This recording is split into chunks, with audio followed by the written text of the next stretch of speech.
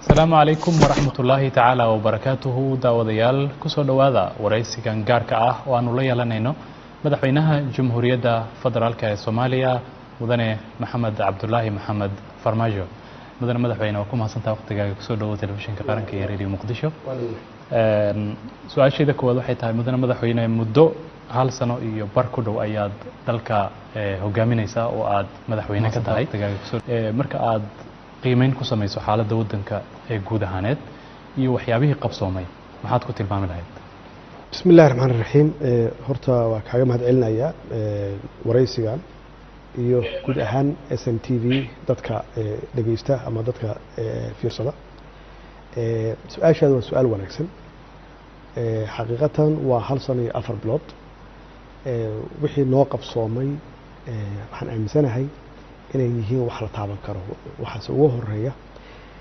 waqtigii aan campaign ku jiray oo electionka waxyaabaha aan ballan qaaday waxa koow ka ahaa inaan bedelno dhaqan siyaasadeedka dalka ka jira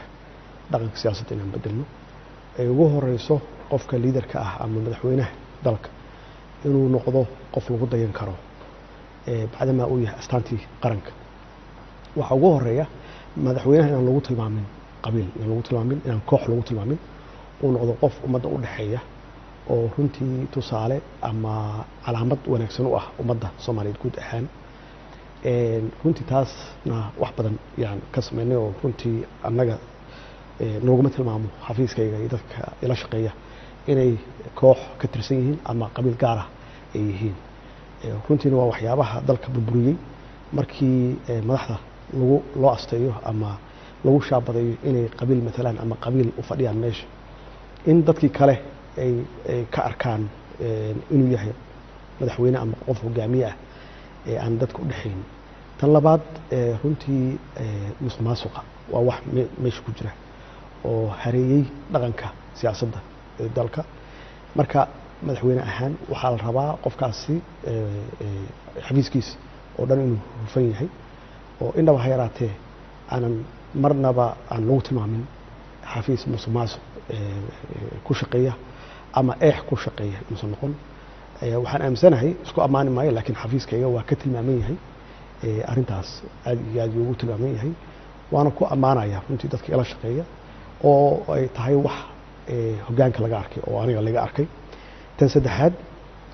in aan soo celino sumcaddii iyo sharafkii ummadda Soomaaliyeed oo inaba ha yaraatee wax kasta aan sameynayno aan ka fiirnayno wanaaga iyo danta guud ee dalka aan ka fiirino aan ka fiirin dan gaar ah aan ka fiirinin macnaheedu waxay tahay markaan caalamka la macaamilano ama aan la dhaqmayno inaan ula dhaqanno dad siman ama dawlado siman ama madax siman inaan ula dhaqanno oo aanan hoos naloo fiirin waxaan aaminsanahay iyada naftigeeda halkii sano iyo afartii bilood aan jirnay nalaguma tilmaami karo inaan dawlad hoos fadhino ama dawlad gaar ah aan amar ka qaadanno waxaan aaminsanahay inaan ummadda Soomaaliyeed aan mathalno dal aan mathalno taasna aan keenno sharafkeeda iyo sumcaddeeda dalalkaasi dana naga leeyihiin annagana danaan leenahay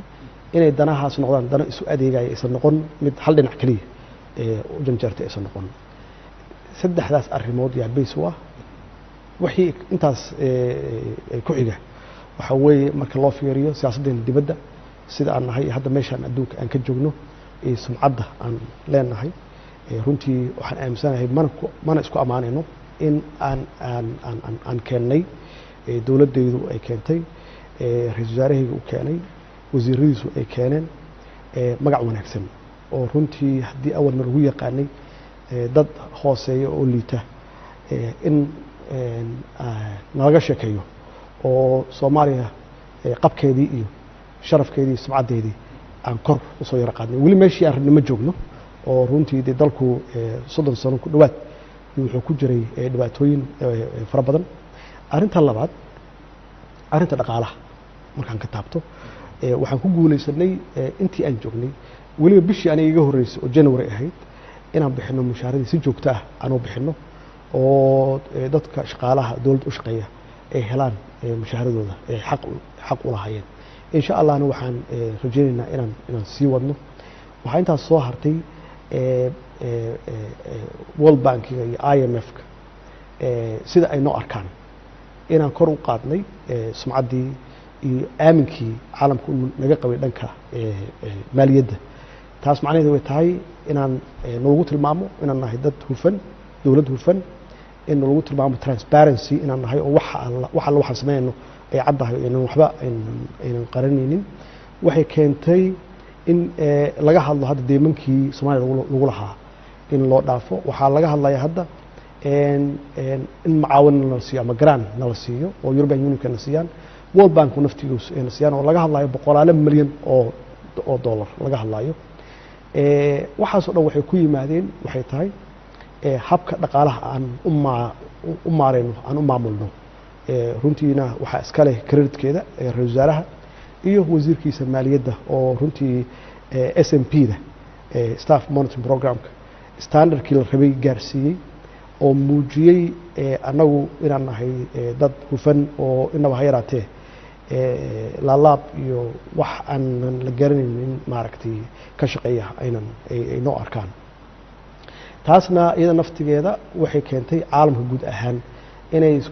isku dayayaan oo European Unionka ka mid ah inay hadda soo wadaan dhaqaale kale oo lagu fulinayo hawlaha adeeg bulshada kadib markii World Bank iyo IMF ku labaduba ay qireen in dowladdan ay hufan tahay arrimaha maxaan ku raahdaa amniga iyada naftigeeda oo runtii aan ku guuleysanay bisha hadda ugu dambeysay markaan ka soo qaaday waxaa la yiraahdaa meet yaa u dambeeyay waa kii la sii waday way hadda bisha hadda la soo dhaafay oo runtii noqotay 10 sano bishii ugu horeysay oo Ramadaan oo uusan qarax dhicin ma aha wax accident ah waa runtii waa hawl aad looga shaqeeyay iyo qorshe la dejiyay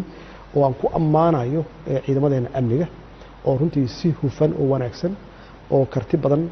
u shaqeeyay oo habeenii maalin u soo jeeday sidii ay u difaaci lahaayeen shacabkooda qolooyinkan horarka ah oo dhibaatada maalin walba ku haya ummadda Soomaaliyeed runtii hor istaagan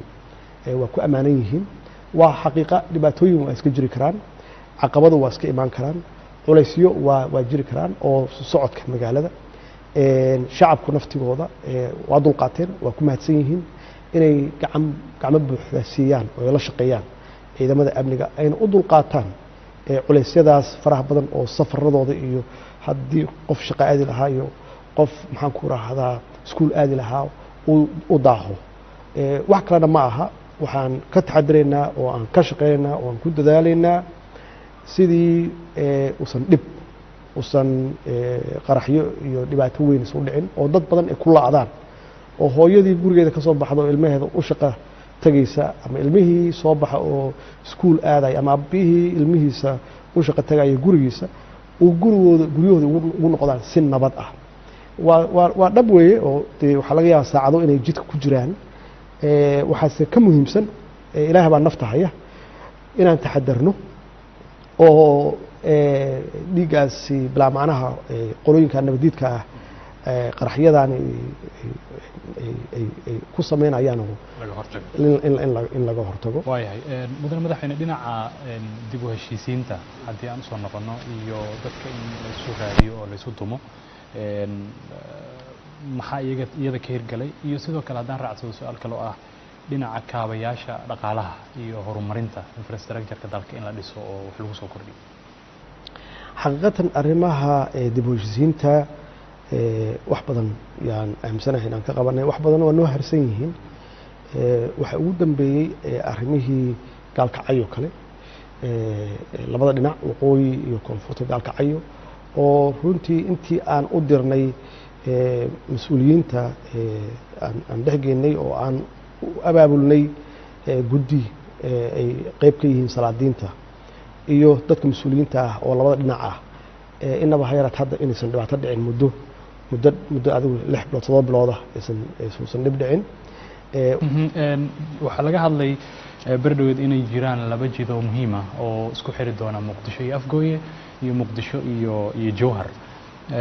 goorma ayaa aad u sheegi kartaa madaxweyne inay arintaas dhaqangal noqonayso oo aan filanayna in howlaha arintaas la xiriira ay bilowdaan ama jidadkii la dhiso oo dadku ay ku socdaan oo isticmaalaan jidadkaas waa dhab iyo jidad badanba waxaa ku socda design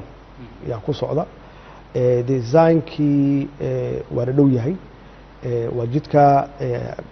xamar iyo jowhar oo aan filayno inuu noqdo jid highway ah oo laba jowhar iyo laba ka soo noqdo jowhar agagaarkaas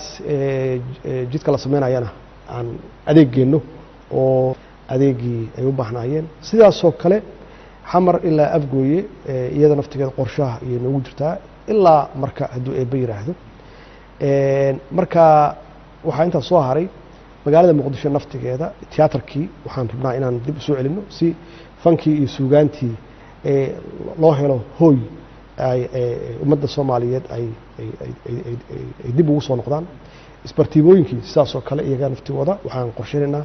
sanadkan dhexdiisa inaan furno isbartiibooyinkii waaweynaa sida stadium muqdisho hadduu eeb yiraahdo mudane madaxweyne haddii aan intaas uga gudbo dhowaantan waxaa lagu soo gabagabeeyey magaalada baydhabo oo ka dhacay shirkii amniga iyo khayraad wadaagga oo dowladda dhexe oo aad adigu hogaaminayso iyo dowlad goboleedyada xubnaha ka ah federaalkuba ay goobjoog ahaayeen shirkaas waxaa ka soo baxay qodobo badan oo masiiri ah runtii oo ay ka mid yihiin wadaagga khayraadka waddanka dhammaystirka dastuurka iyo arrinta la xiriirta doorashooyin in dalka ay ka dhacaan 2020 haddii aad fiirisid qiime intee la eg ama macno intee la eg ayuu ugu fadhiyaa dadka soomaaliyeed shirkaas isaga ah waxa ka soo baxay sideese dhaqangal ku noqon karaan aragtidaada shirkaasi runtii wuxuu ahaa shir tilmaaman oo shir aad iyo aad u weyn ayuu ahaa maxaa yeelay waa saa sheegtayoo waxaan uga hadlaynay masiirkii dalka madaxweynayaashii meesha aan isugu nimidna runtii waxay muujiyeen xilkasnimo iyo mas-uuliyad iyo leadership ayay muujiyeen inkastoo muddo ay nagu qaadatay oo habeenno badan aan usoo jeednay inaan isku fahmno hawshaani waxay ahayd hawl horay in loo soo qabta ahayd haddana taagan haddaanan annaga qabanna kuwa naga dambeeya aan u gudbinayno colayskeeda marka loo baahan yahay hadda inaan dhammaystirno si dadka naga dambeeya ay hawsha ugu sahlnaato taasna waa mas-uuliyadda hadda aan leenahay waxaan ka hadalnay in kulligeen aynan wada joogi doonin oo dee qof walba waktigiisa usan dhaafaynin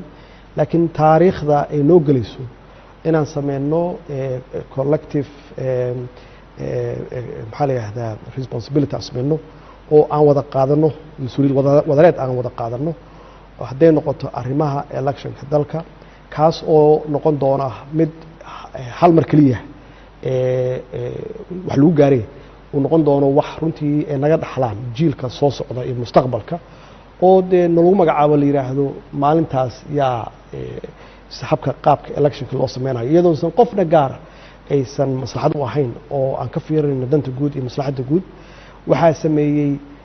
oo ka shaqeeyey electionkan modelkan qaabka electionka waxaa ka shaqeeyey madaxdaasaa ka shaqeysa oo aan taariikhda ku galno sidaasoo kale khayraadka in la qaybsado oo la wadaago oo labadaas arrimoodba ay ku xiran yihiin dhammaystirka dastuurka qabyada ah ay ku xiran yihiin runtiina waa uga mahad celinayaa madaxda dowlad goboleedyada iyo prime ministerka ra-iisul wasaaraha sida gaarka ah aan isaga xil saarnay hawshaan na sugaysa kulligeen inaan aan hadda oo hal sano iyo 4 bilood annagoo joogna aan ku baraarugnay maxaa yeelay haddii aan dib u dhigan lahayn ama aan dib u dhiganno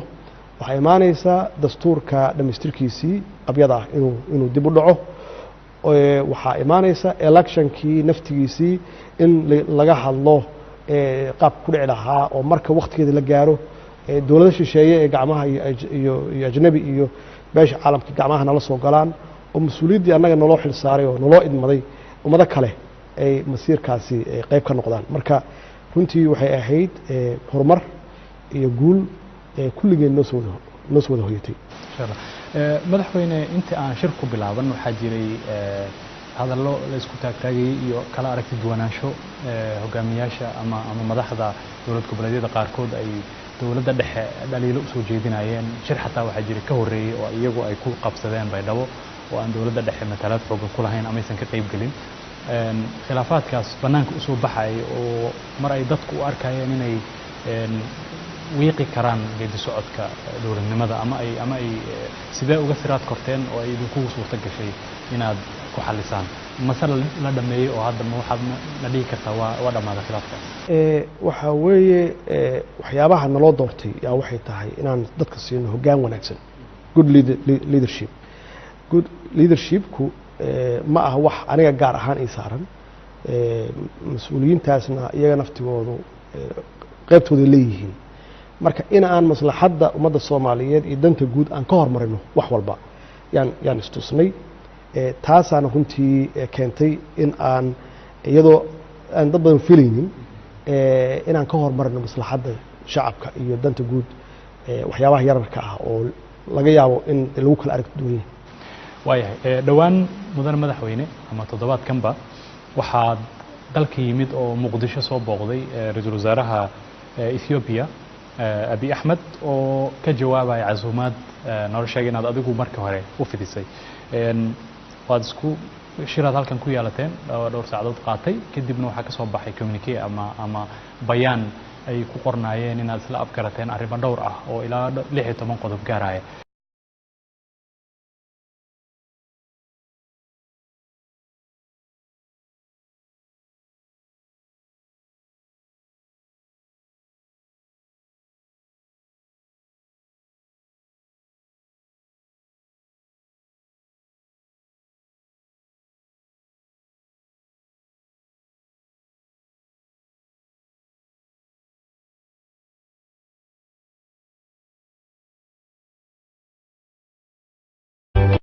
السلام عليكم ورحمة الله تعالى وبركاته. tilmaaman oo shir aad iyo aad u weyn ayuu ahaa maxaa yeelay waa saa sheegtay oo waxaan uga hadlaynay masiirkii dalka madaxweynayaashii meesha aan isugu nimidna runtii waxay muujiyeen xilkasnimo iyo mas'uuliyad iyo leadership ayay muujiyeen inkastoo muddo ay nagu qaadatay oo habeeno badan aan usoo jeednay inaan isku fahamno hawshaan waxay ahayd hawl horey in loo soo qabtay ahayd haddana taagan haddaanan annaga qabanna kuwa naga dambeeya aan u gudbinayno culeyskeeda marka loo baahan yahay hadda inaan dhammaystirno si dadka naga dambeeya ay hawsha ugu sahlanaato taasna waa mas-uuliyadda hadda aan leenahay waxaan ka hadalnay in kulligeen aynan wada joogi doonin oo dee qof walba waktigiisa usan dhaafinin laakiin taariikhda ay noo gelayso inaan sameyno collective maxaa la yidhahdaa responsibility aan sameyno oo aan wada qaadano mas-uuliyad wadareed aan wada qaadano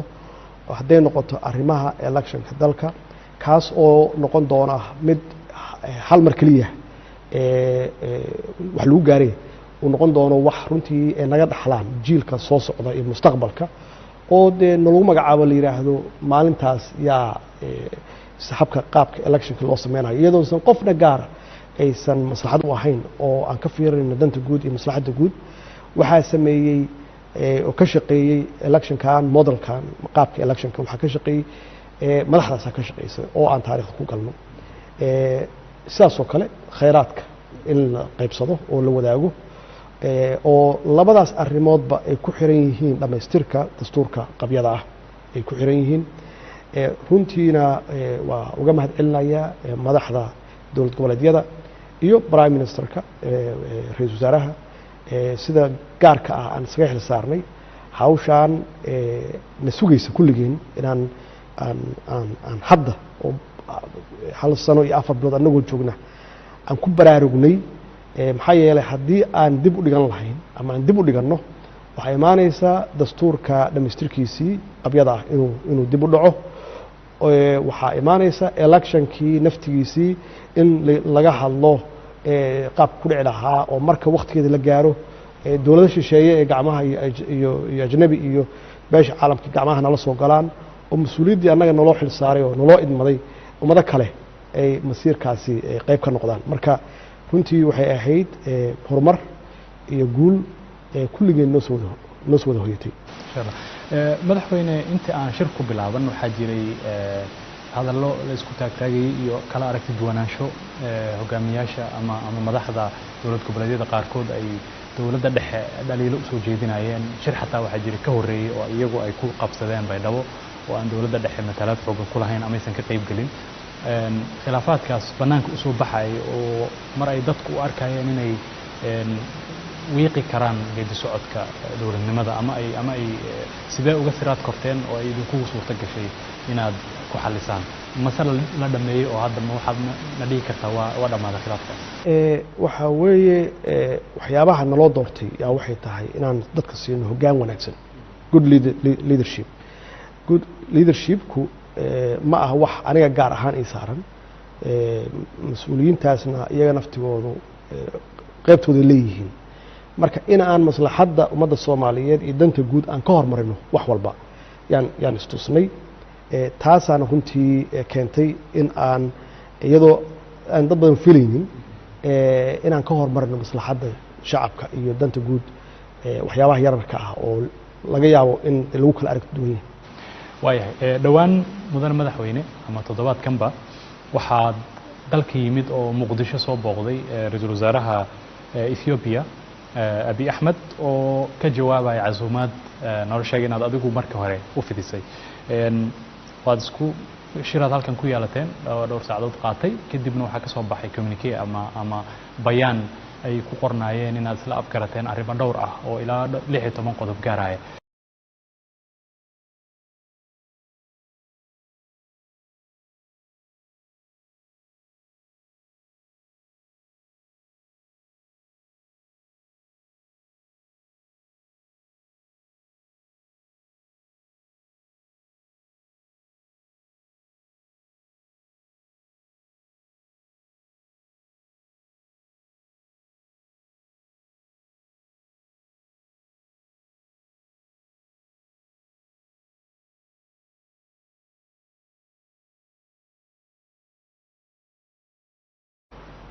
waxaan aaminsanahay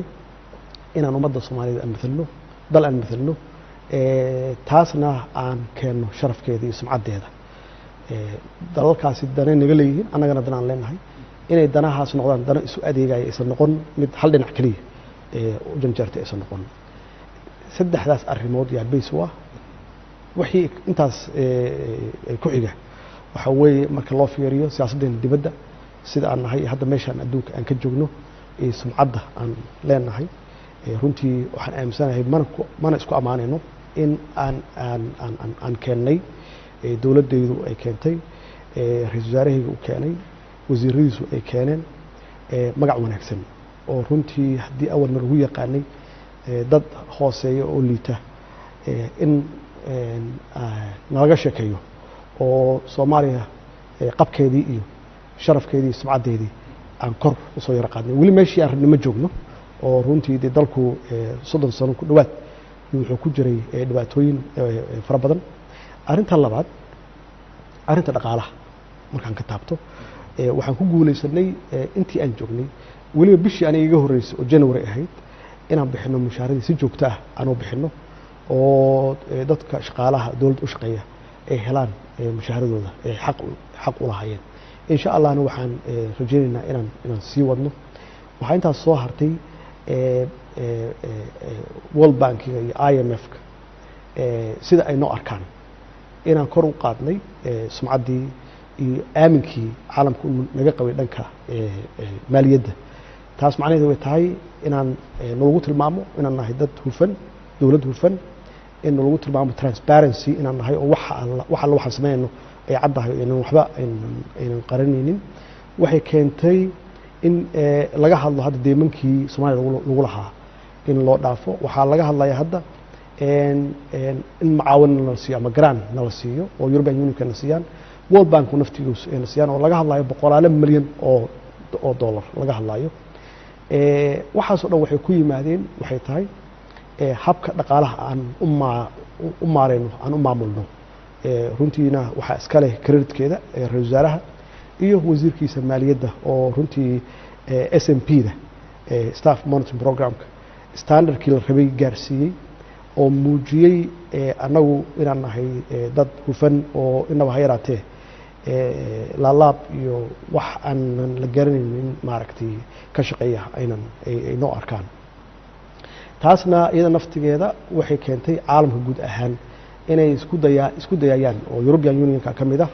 inay hadda soo wadaan dhaqaale kale oo lagu fulinayo hawlaha adeeg bulshada kadib markii World Bank iyo IMF ku labadaba ay qireen in dowladdan ay hufan tahay arrimaha maxaan ku raahdaa amniga iyada naftigeeda oo runtii aan ku guuleysanay bisha hadda ugu dambeysay markaan ka soo qaaday waxaa la yiraahdaa meet yaa u dambeeyay waa kii la sii waday way hadda bisha hadda la soo dhaafay oo runtii noqotay 10 sano bishii ugu horeysay oo Ramadaan oo uusan qarax dhicin maaha wax accident ah waa runtii waa hawl aad looga shaqeeyay iyo qorshe la dejiyay oo aan ku ammaanayo ciidamadeena amniga oo runtii si hufan oo wanaagsan oo karti badan u shaqeeyay oo habeenii maalin u soo jeeday sidii ay u difaaci lahaayeen shacabkooda qolooyinkan horarka ah oo dhibaatada maalin walba ku haya ummadda Soomaaliyeed runtii hor istaagan waa ku amaanan yihiin waa xaqiiqa dhibaatooyin waa iska jiri karaan caqabado waa iska imaan karaan culaysyo waa jiri karaan oo socodka magaalada shacabku naftigooda waa dulqaateen waa ku mahadsan yihiin inay gacmo buuxda siiyaan oo la shaqeeyaan ciidamada amniga ayna u dulqaataan culeysyadaas faraha badan oo safaradooda iyo haddii qof shaqo aadi lahaa iyo qof maxaan ku raahdaa iskuul aadi lahaa u daaho wax kalena ma aha waxaan ka taxadiraynaa oo aan ka shaqeynaynaa oo aan ku dadaalaynaa sidii usan qaraxyo iyo dhibaato weyn isu dhicin oo dad badan ay ku laacdaan oo hooyadii gurigeeda ka soo baxdo oo ilmaheeda u shaqo tagaysa ama ilmihii soo baxa oo iskuul aaday ama aabihii ilmihiisa u shaqo tagaya gurigiisa uu guryahooda ugu noqdaan si nabad ah waa dhab weeye oo waxaa laga yaabaa saacado inay jidka ku jiraan waxaase ka muhiimsan ilaahay baa nafta haya inaan taxadarno oo dhiigaasi bilaa macnaha qolooyinka nabadiidka ah qaraxyadan ay ku sameynayaan in laga hortago waayahay mudane madaxweyne dhinaca dib u heshiisiinta haddii aan usoo noqono iyo dadka in la isu raadiyo oo la isu dumo maxaa iyada ka hirgalay iyo sidoo kale haddaan raacsado su-aal kale oo ah dhinaca kaabayaasha dhaqaalaha iyo horumarinta infrastructure-ka dalka in la dhiso oo wax lagu soo kordhiyo xaqiiqatan arrimaha dib u heshiisiinta wax badan yaan aaminsanahay inaan ka qabanay wax badan waa noo harsan yihiin waxa ugu dambeeyey arrimihii gaalkacyo kale labada dhinac waqooyi iyo koonfurta gaalkacyo oo runtii intii aan u dirnay mas-uuliyiinta aan dhexgeynay oo aan u abaabulnay guddi ay qayb ka yihiin salaadiinta iyo dadka mas-uuliyiinta ah oo labada dhinac ah inaba ha yaraat hadda inaysan dhibaato dhicin muddo adigu 6 bilood 7 bilooda aysan dhib dhicin waxaa laga hadlay berdhaweed inay jiraan laba jid oo muhiim ah oo isku xiri doona muqdisho iyo afgooye iyo muqdisho iyo jowhar goormo ayaa aad u sheegi kartaa madaxweyne inay arrintaas dhaqangal noqonayso oo aan filanayna in howlaha arrintaas la xiriira ay bilowdaan ama jidadkii la dhiso oo dadku ay ku socdaan oo isticmaalaan jidadkaas waa dhab iyo jidad badanba waxaa ku socda design yaa ku socda designkii waa la dhow yahay waa jidka xamar iyo jowhar oo aan filayno inuu noqdo jid highway ah oo laba jowhar iyo laba ka soo noqda jowhar agagaarkaas jidka la sameynayana aan adeeggeeno oo adeegii ay u baahnaayeen sidaasoo kale xamar ilaa afgooye iyada naftigeeda qorshaha ayay noogu jirtaa ilaa marka hadduu eebba yiraahdo marka waxaa intaas soo haray magaalada muqdisho naftigeeda tiyaatarkii waxaan rabnaa inaan dib u soo celinno si fankii iyo suugaantii loo helo hooy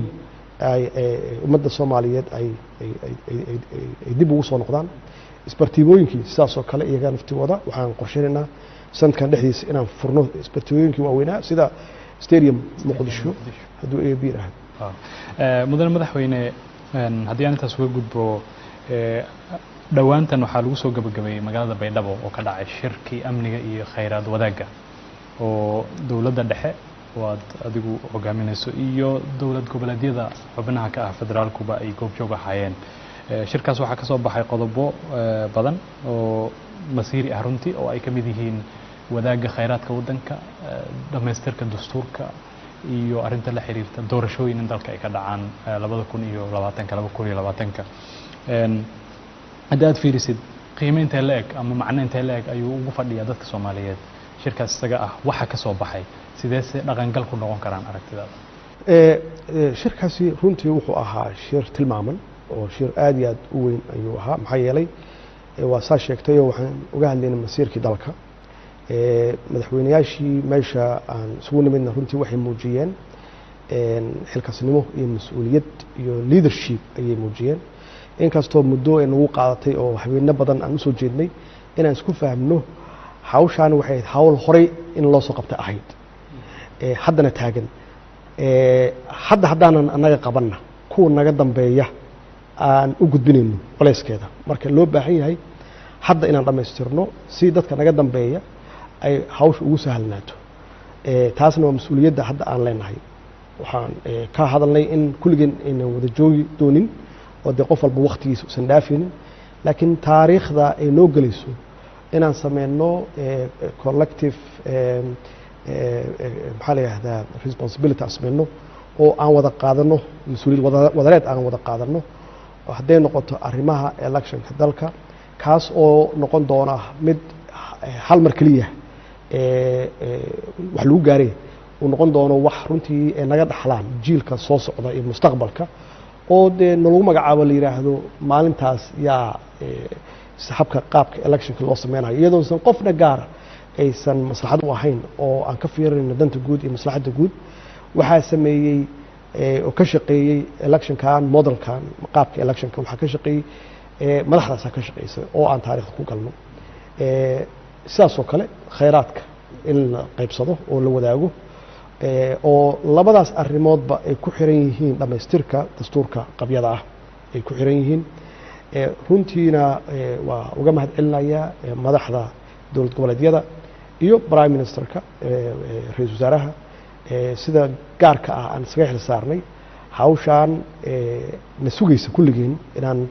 aan hadda oo hal sano iyo 4 bilood annagoo joogna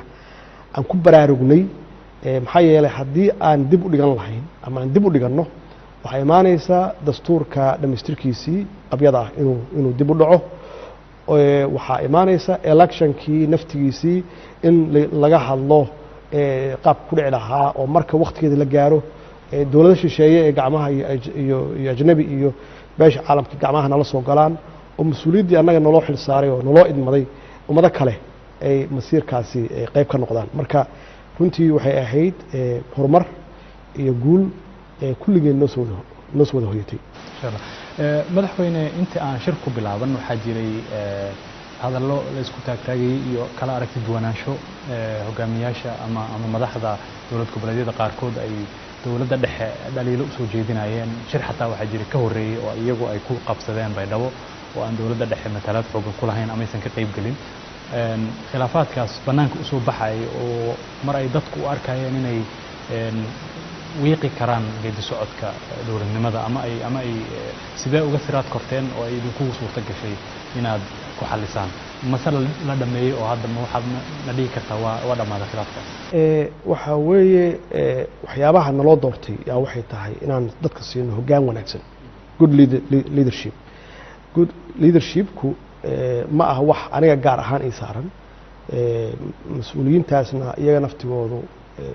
qaybtooda leeyihiin marka in aan maslaxadda ummadda Soomaaliyeed iyo danta guud aan ka hormarino wax walba yaan istusnay taasaana runtii keentay in aan iyadoo aan dad badan filaynin inaan ka hormarino maslaxadda shacabka iyo danta guud waxyaabaha yararka ah oo laga yaabo in lagu kala aragti duwan yahay waayahay dhowaan mudan madaxweyne ama toddobaadkanba waxaad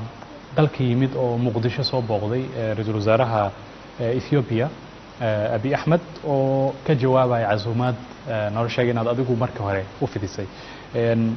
waad isku shiraad halkan ku yeelateen dhowr saacadood qaatay kadibna waxaa ka soo baxay communique ama bayaan ay ku qornaayeen inaad isla afgarateen arrimo dhowr ah oo ilaa 16 qodob gaaraya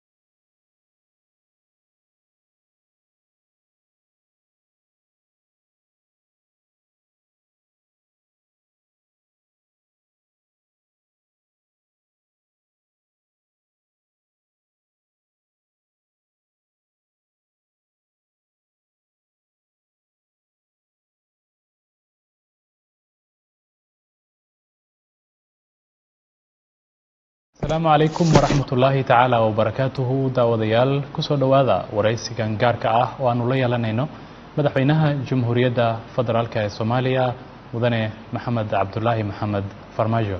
مدن مدحوينه وكم حسنتا وقتيغا كسو دو تلفزيونka qaranka ee Radio Muqdisho su'aashayda koowaad waxay tahay mudane madaxweyne muddo hal sano iyo bar ku dhow ayaad dalka hogaaminaysaa oo aad madaxweyne ka tahay marka aad qiimeyn ku samayso xaaladda wadanka ee guud ahaaneed iyo waxyaabihii qabsoomay maxaad ku tilmaami lahayd bismillaahir rahmaanir rahiim horta waa kaaga mahad celinayaa waraysigan iyo guud ahaan SNTV dadka dhageysta ama dadka fiirsada su'aashaadu waa su'aal wanaagsan xaqiiqatan waa hal sano iyo 4 bilood wixii noo qabsoomay waxaan aaminsanahay inay yihiin wax la taaban karo waxaas ugu horeeya waqtigii aan campaign ku jiray oo electionka waxyaabaha aan ballan qaaday waxa koow ka ahaa inaan bedelno dhaqan siyaasadeedka dalka ka jira dhaqanka siyaasadda inaan bedelno ay ugu horeyso qofka leaderka ah ama madaxweynaha dalka inuu noqdo qof lagu dayan karo bacdama uu yahay astaantii qaranka